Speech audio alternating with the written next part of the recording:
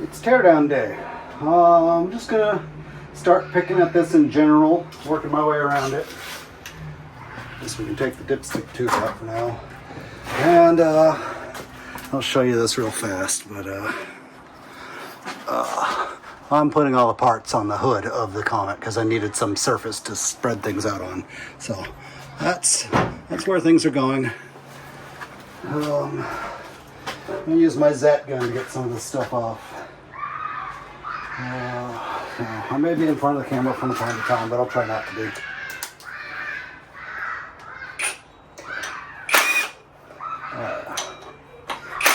Got a new water pump. It's here already. Had it like overnighted from Rock Auto because I want to have it for the weekend. And even with the overnight shipping, it was cheaper than buying it from AutoZone or O'Reilly's. Their prices sucked. Okay, valve cover bolts are 10s as well. Let's just go ahead and take the water pump off. I don't have a pry bar, but I do have a BFS, big freaking screwdriver. Advertiser friendly screwdriver, that is. Yeah, big freaking. All right, so there's the old water pump, and it was a metallized gasket. Let's pull the coil packs. All right, coil packs. There's 1, 2, 3. Probably should order spark plugs, but they're so easy to do with this thing in the car, I'm not going to worry about it. And I need to find a wrench big enough to do these high pressure fuel lines between the high pressure pump and the fuel rail down here. Looks like it might be as small as a 19. Yep, sure is. There's that. And that. There we go. And that's held on with a 10 right there. Okay.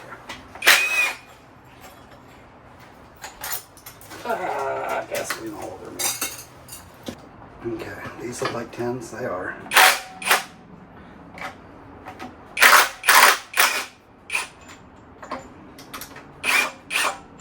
There we go. That's a high pressure fuel pump. Now, I feel like taking the valve cover off.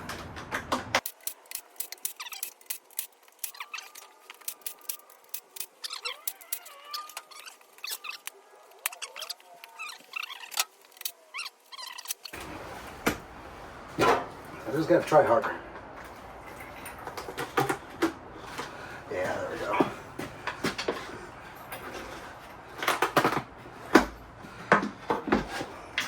I'm just a little gun shy about plastic engine parts. Don't want to shatter it. There's the valve cover gasket. Okay. It's kind of nice. This engine's got 4 different sizes. 10, 12, 14, and I guess 17.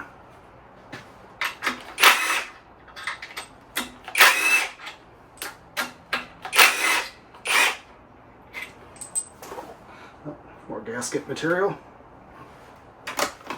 Yeah. Okay. And there's a roller lifter in here that I want to be careful with.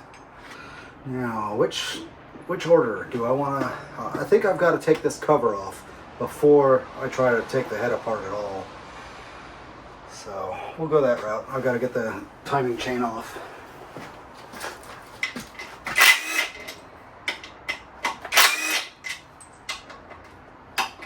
Those must be 14s. Oh, I gotta do the crank pulley.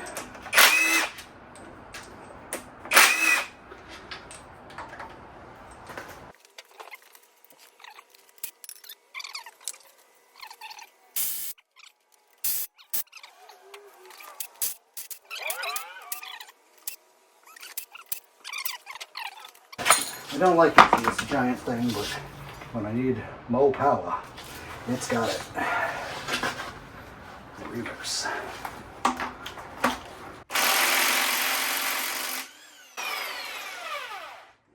thing's got enough torque to get a LS bolt out. This was looser than an LS bolt. If only the LS one came off like that, that would be so much nicer.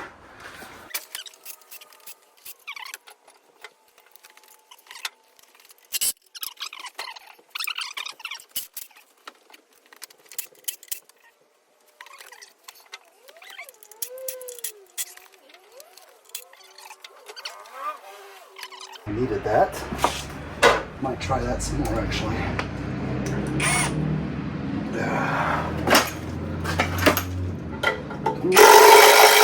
Yep, that's all it goes. Okay. That gave me a nice head start. That's all you have to do. You trap your 14 behind the motor mount and it'll pull the whole cover off as the bolt comes up. I better get this dowel pin out next. There we go. There we go.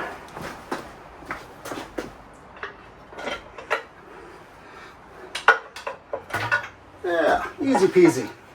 It came off easier for me than it did for I Do Cars, but then he didn't have a bolt trap behind it. Okay, so the oil pump's there. A little seal between the oil pickup and the pump. I got to remember that. That's going to be really important. And somebody asking me why I didn't just buy a new one of these tensioners. Never had to in the past. Okay. There we go. There we go. Okay, it's oil pressure fed. So yeah, this tensioner should never even run out really. If it's oil pressure fed. It's got a spring in there. Woo. Okay. Seems to be a, nope, that's not captured. Just a special bolt for it to pivot on. Set that there for now.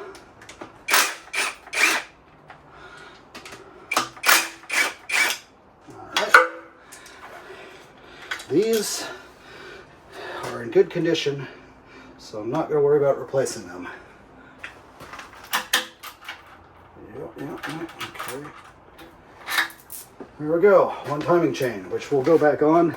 It's got these colored teeth, so I see a stripe here and a stripe there, so you get those both up. And then there'll be a stripe down here for the other colored tooth. Not rocket science, I can do it. All of the bolts in this cover appear to have RTV around them, so I'll have to remember to do that when it goes back together. Or maybe the RTV just squirts into the bolt holes.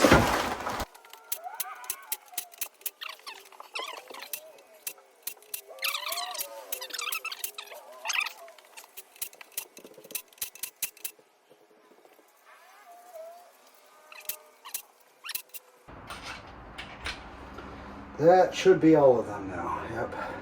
So this top half of the head is the bearing girdle for the cam. Grab my BFS again. See if I can do this without dropping cams on the floor.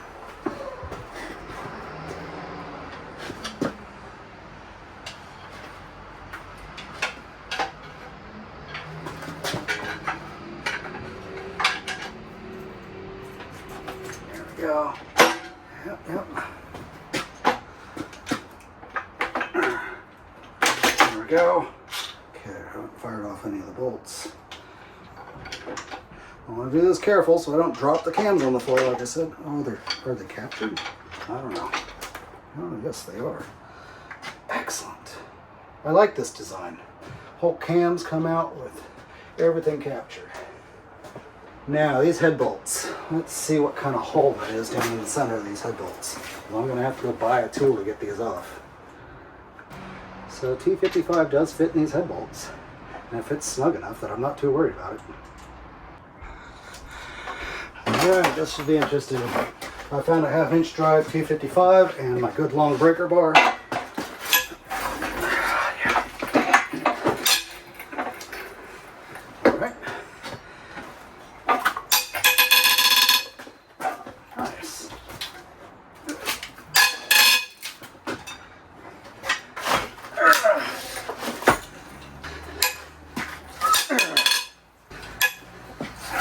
Come on. Yeah.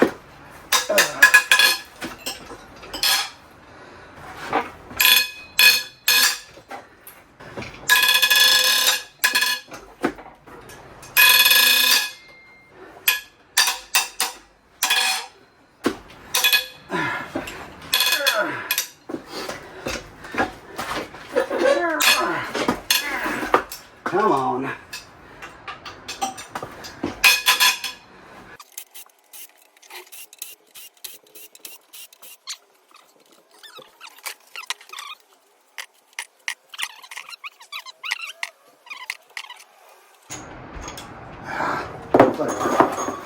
You got the washer still on the head.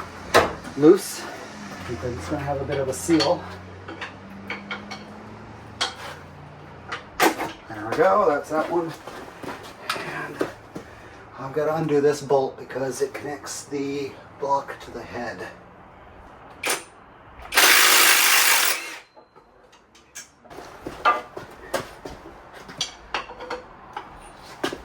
There we go, yeah, we're free.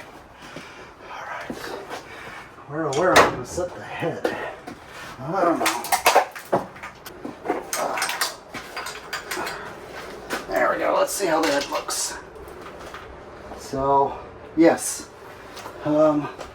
This is the back. Yep, so 1, 2, 3. Head number 3 did come up and kiss the head. You see how it's black? Here, let me just get the camera down. Okay, cylinder 1. You see the black here and there. That's inside the combustion chamber. And it's here and here as well. Here's cylinder 3. Remember I said it was going to be cylinder 3? Yep. Actually, I do engines. Says it's always cylinder 3. So, yep. The rod was loose enough that it was able to come up here and kiss the head. So that piston, probably no good. We'll check the rings. What I'm hoping to do is pop the piston out, put a new rod on it, install a new crank, new bearings everywhere, and call it done. But if the piston's been smashed enough to lock up the rings, then the piston's no good, and I'll have to swap at least that piston. You do this the hard way.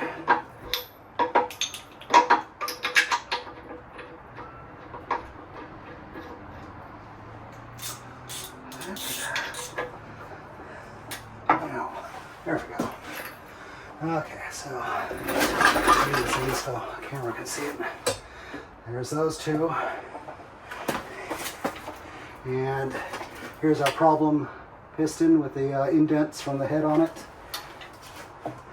Now, watch this. Yep, you could see it go down, you could hear it go down. That rod's pretty loose. Shall we roll it over and get at the oil pan? We should probably do it while it's right side up so I don't get more debris in there and I don't get the last of the oil in there. So yeah, we'll do it the hard way.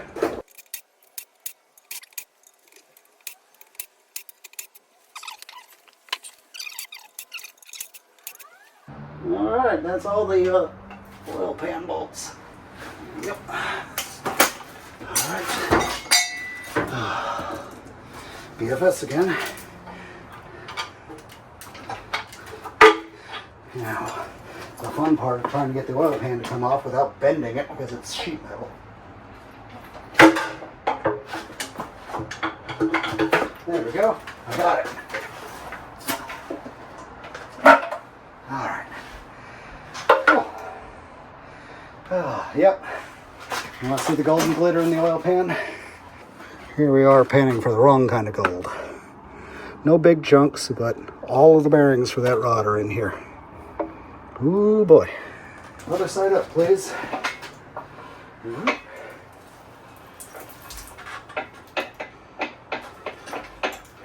we go. Get the oil pickup out of here.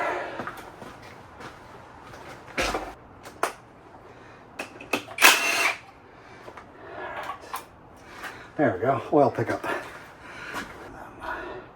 Yeah, it's a lot blacker down here at the bottom of the engine. Not the end of the world, but not as good. Okay, let's bring cylinder 2 and 3 all the way up. Okay, so 1, 2, 3. There's my problem 1. And I don't know if the light's showing it really well, but this one is tan and this one is black. This one goes wiggle, wiggle all the way home. This one has none. If you get that reference, you're great. 10s. Oh, they're 12 point or whatever. Yeah. Oh, geez. This bolt is loose, and so is this one. I can turn them by hand a little bit, which means those bolts are not only loose, but they're bent. That thing Good job, Tesla. You stopped. My daughter's name is Tesla. So you stopped just before that thing was ready to throw its rod. There was no time left. This is why I started it for a few seconds, heard the knock, and I didn't start it again to pull it into the driveway.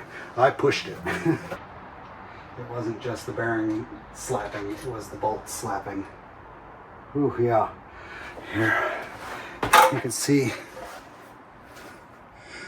how the threads are damaged from the cap being loose, and these were threaded in. It wasn't long for this work. That's incredible. I'm just gonna throw these in my bucket. I'm just not reusing those. Not even by accident. Yep, this bearing's wiped.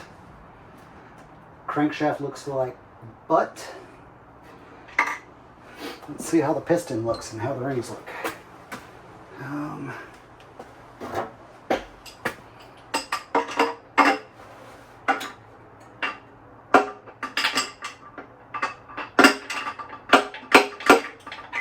There we go.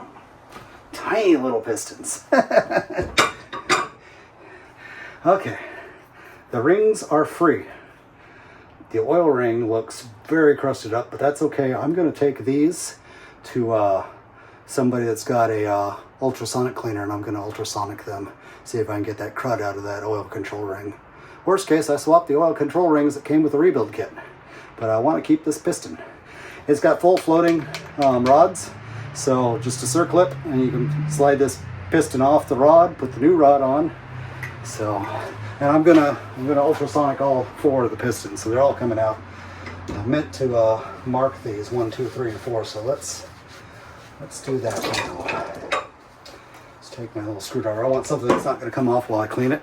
So 3, little scratch. 3. It's better than stamping it. I don't want to stamp them. Oh, yep. This one's spun too. Not good, boys and girls. Yep. That's a bad rod as well. I thought it looked darker than the others. See, good cap, black cap, and that one spun not near as bad as number 2, but yeah, that one's black too. So, or, number 3, sorry, number 3. Okay, so 3 and 4, both of those are bad. Let's just spin around. You can watch me. It's very cool that this engine had full floating rods. There we go. Don't lose these. That one tried to fly the coop, but it didn't make it. All right. So, one bad rod. One piston ready to be washed. There we go. Yep, one bad rod. Yep, there we go. Okay, that's technically a good rod. There we go. All right, that's all 4. 1, 2, 3, and 4. Okay, cool. I'll put these in the bag, and off to work we can go.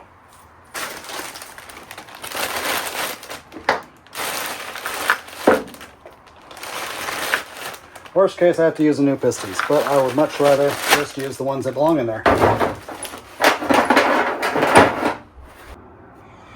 All right, got the flashlight to come on there. So that's number 4, and yeah, this crank does not turn very easily, so definitely got some spun mains.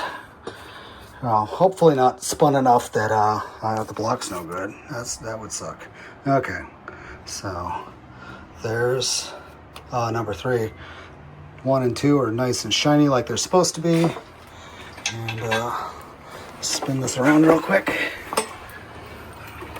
There's the bores. You know, there's some mileage on them, but nothing bad.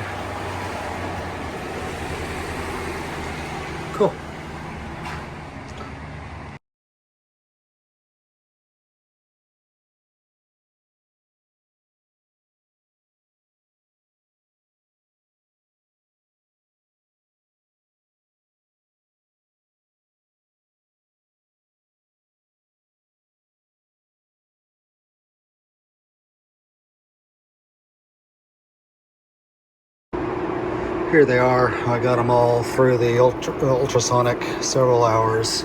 Unfortunately, where is it? Number 3. This is the one that was smacking the head. You see that all cracked? Yeah, this ring is completely stuck in there. So the ultrasonic allowed me to see that. I didn't think the rings were stuck in it previously, so they are for sure now. So I think I'm just going to go ahead and replace all the pistons. So I have brand new ones in there, but it was worth a shot. Yep. All right, let's see about getting the crankshaft out of this thing now. One of the things I'm probably going to have to do is figure out how to hold the engine up without this. I could switch it to these bolts. Okay. Now the block's held properly.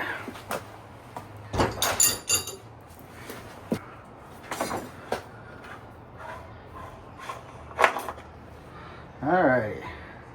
Got the oil filter off. Good.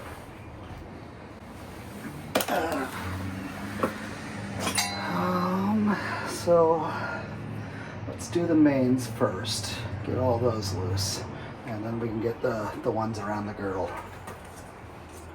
That's a crank angle sensor right there.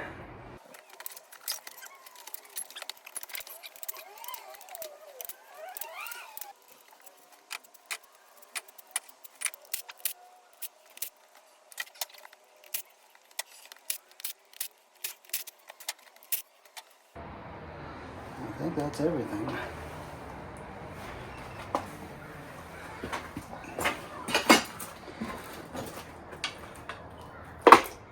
Okay, there, and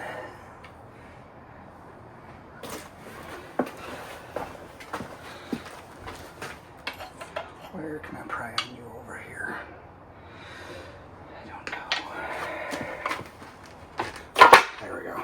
Good enough.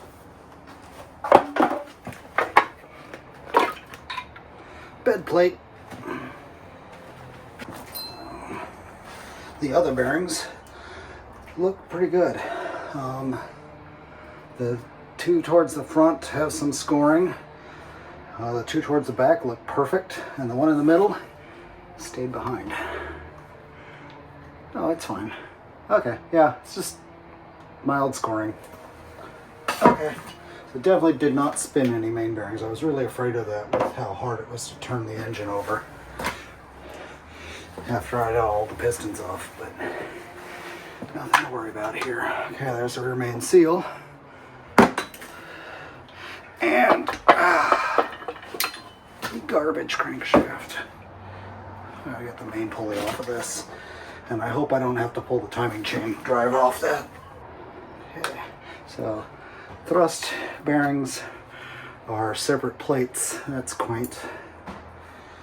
This side of the mains looks even better than the other side, but these all appear to have double holes, so you can't install them back. Well, I guess you couldn't install them backwards anyways because they got a tooth.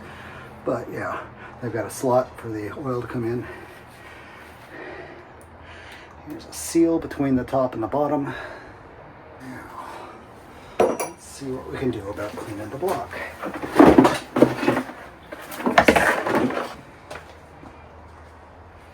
Alright. Oil passage, oil passage. Those are the ones that are really important. This is an oil passage too.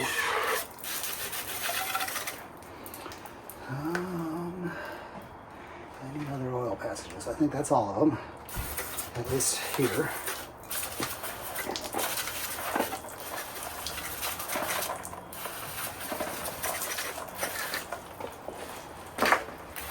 These are oil returns. And I can get those. And the oil pump goes through here. There we go. Good, good. You can see I'm going to use a lot of RTV on this when I put it back together.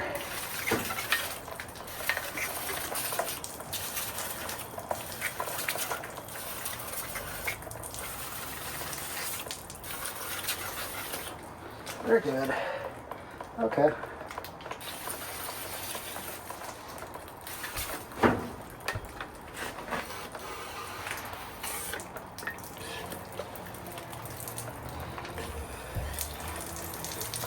I'm going to want to clean the oil pump because I'm reusing it. Because as we discussed, it's overpriced. It comes with more parts than I needed.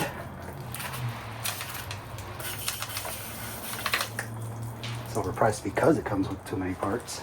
Anyways, let's flip this engine over. There we go. Yeah. Now let's clean it from the top. Pump this thing back up again.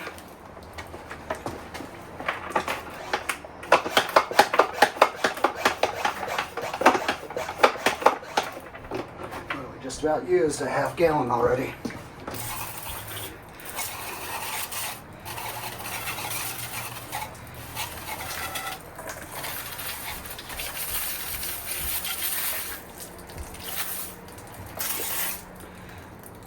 Oil feed to the head, probably here.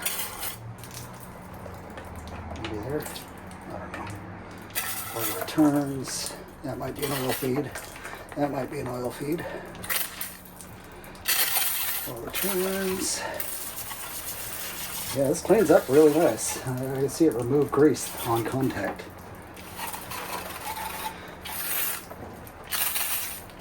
And there goes the last of this half gallon.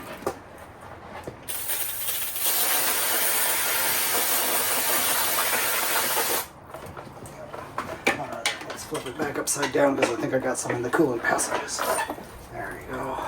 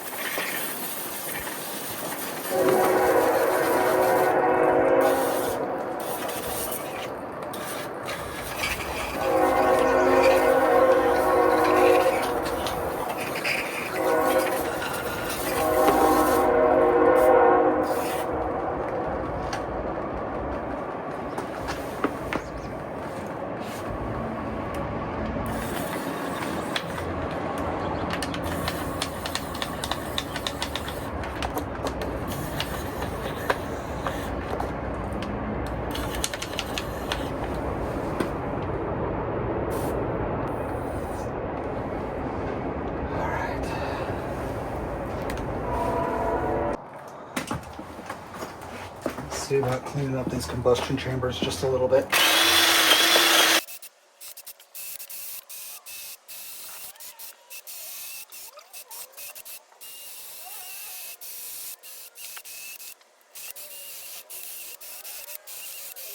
All right, let's blast this clean real quick.